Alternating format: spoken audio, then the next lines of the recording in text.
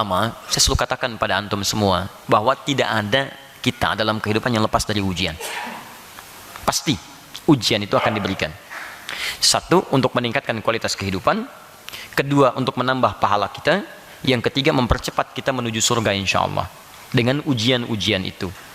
Kedua, ujian itu hanya akan diberikan oleh Allah sesuai kadar kemampuan kita. Dalilnya telah saya turunkan. Al-Baqarah 286. La yukallifullahu nafsan illa wus'aha. Ketiga, setiap ada ujian yang sulit pasti ada solusi yang mudah. Dalilnya banyak di Quran. Ya, lihat baik-baik. Inna ma'al usri yusran. Fa inna ma'al usri yusra. Jadi setiap ada kesulitan pasti bersanding dengan kemudahan. Keempat, ada kaidah di Quran, Allah tidak pernah membuat hambanya susah dan selalu menghendaki kemudahan. Jadi kalau antum diberikan satu ujian, pasti ada kemudahan di balik itu yang ingin Allah anugerahkan kepada antum. Dan antum tinggal temukan itu. Dalilnya Quran surah kedua ayat 185. Pertengahan ayatnya, yuridullahu bikumul yusra wala yuridu bikumul usra. Allah menghendaki Anda hidup dalam kemudahan, bukan kesulitan. Di saat Allah kirimkan ujian untuk antum, bukan ingin menjadikan antum sulit. Makanya tidak akan diuji kecuali antum mampu. Kalau antum sakit seperti ini, kenapa cuma antum yang mengalami itu? Karena cuma antum yang sanggup. Kalau dititipkan kepada seorang bernama Adi Hidayat, dia nggak akan sanggup. Masalahnya, makanya Adi Hidayat tidak diberikan yang seperti ini. Anda yang diberikan karena cuma Anda yang sanggup untuk itu. Makanya berbahagialah Anda yang terpilih, bukan orang lain. Kalau orang paham tentang kaidah ini, dia tidak akan mengeluh dengan ujian. Satu itu. Kemudian yang kedua, untuk mendapatkan kemudahan yang tadi Allah janjikan, antum mesti pelajari kadar persoalannya. Maka rumusan persoalan itu ada 3 tingkatan. Alhamdulillah. 1 yang ringan, 2 menengah, 3 berat. Kaidah itu ada di Quran surah kedua ayat 214. Masalah kaidah ini perlu dipahami karena kebanyakan orang tidak bisa menyelesaikan masalahnya, bukan masalahnya sulit, tapi karena dia tidak belajar tentang kadar masalahnya. Ingat, bahkan selevel Jack Ma pun yang punya Alibaba, itu saat memberikan motivasi dia mengatakan, kita tidak akan pernah lewat dari masalah. Dan masalah orang dulu sama, sekarang pun kita punya masalah. Cuman kesalahan kita kadang-kadang tidak pernah belajar dari masalah orang dulu, sehingga masalah yang turun pada saat kita sekarang hidup tidak terselesaikan. Padahal kalau kita belajar dengan baik masalah mereka tidak jauh beda dengan kita. Masalahnya sama, cuman cara mengatasi masalahnya kita yang tidak pelajari. Kisah-kisah yang disampaikan ini sebetulnya tidak jauh dari keterangan Al-Quran. Kalau dia baca Quran, kita kirimkan dan kita ajarkan, demi Allah saya katakan, tidak mungkin dan tidak juga ada kemungkinan yang kecil, artinya ada kemungkinan besar dia bisa belajar dan bisa kita doakan dapatkan hidayah sisi Allah Subhanahu wa taala. Kenapa? Karena cuma ada di Quran keterangan-keterangan yang mengisahkan kisah-kisah masa lalu yang ditutup sebagai ibrah bagi umat di masa depan. Allah kisahkan Fir'aun, sampaikan supaya kamu nanti tidak seperti ini. Allah kisahkan Qarun, Allah kisahkan Nabi Ayub dengan penyakitnya, Allah kisahkan Nabi Yunus dengan persoalan kehidupannya, dan selalu diakhiri dengan kalimat yang indah.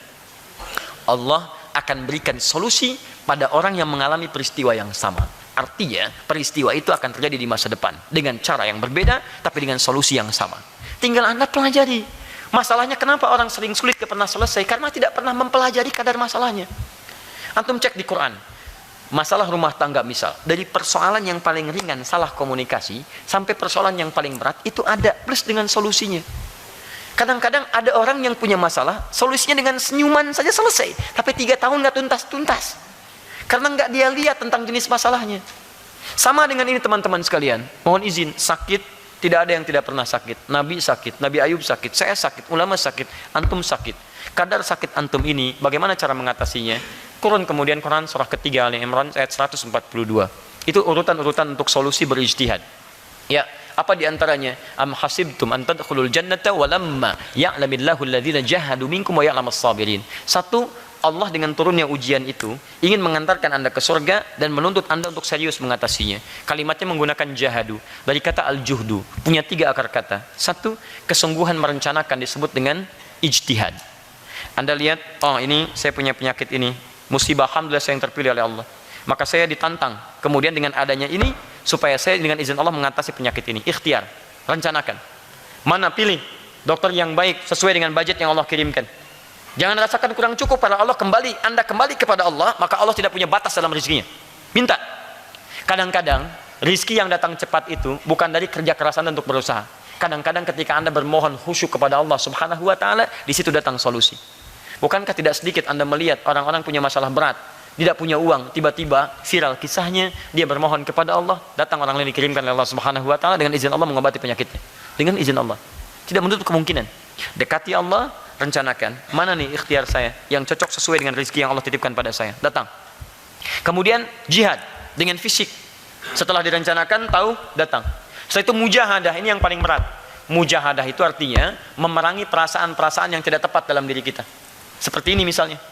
Begitu sudah ikhtiar, Allah menuntut pada Anda dengan penyakit itu, ikhtiar Anda, bukan sembuhnya Anda. Sembuh itu urusan Allah, bukan urusan Anda. Kadang-kadang ada orang yang telah ikhtiar kemana-mana, dokternya bagus, uang banyak, tapi nggak sembuh-sembuh. Karena yang Allah tuntut dari penyakitnya bukan sembuhnya, kedekatannya dengan Allah Subhanahu wa Ta'ala. Bukankah saat sakit dia banyak istighfar? Bukankah saat sakit banyak berdoa? Bukankah saat sakit banyak bertobat? Itulah yang bisa mengumpulkan pahala. Jangan-jangan bahkan Anda diwafatkan oleh Allah Subhanahu wa Ta'ala dalam keadaan Anda belum sembuh. Bukan karena sembuhnya, karena Allah ingin saat Anda wafat bebas Anda dari penyakit-penyakit keburukan. Maaf, maka dengan istighfar dosa diampuni, hilang penyakit Anda, penyakit hati Anda. Dengan istighfar hilang dosanya, dengan taubat hilang dosanya. Dengan sakit di rumah sakit tidak ada kesempatan untuk menonton yang tidak baik. Masya Allah, yang kelihatan itu saja. Tidak ada kesempatan untuk bergibah, tidak ada kesempatan untuk berbuat maksiat lagi, ditahan di situ. Kembali kepada Allah dalam keadaan yang terbaik. Bukankah luar biasa? Kalau cara pandang seperti ini, nikmat kehidupan kita. Setiap orang punya masalah. Saya juga sama. Apakah Ustadz tidak punya masalah? Punya. Dan masalah saya kadang lebih banyak daripada antum. Nih, masalah antum nih, saya pikirin juga. Tuh. Bukan berarti nggak punya masalah. Ya, jelas ya. Jadi, yang seperti ini yang dituntut ikhtiar antum. Dan ikhtiar tidak punya batas. Sepanjang ada antum berikhtiar. Ikhtiar itu bukan cuma datang ke dokter. Ikhtiar antum berdoa itu bagian dari ikhtiar. Bukankah Nabi Ayub disembuhkan ketika berdoa? Silakan cek.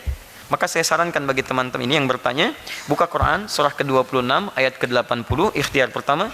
Ikhtiar kedua, buka Al-Quran surah ke-21 ayat 83 sampai dengan 84. Kalau ingin pakai sedikit resep dari Al-Quran, pertama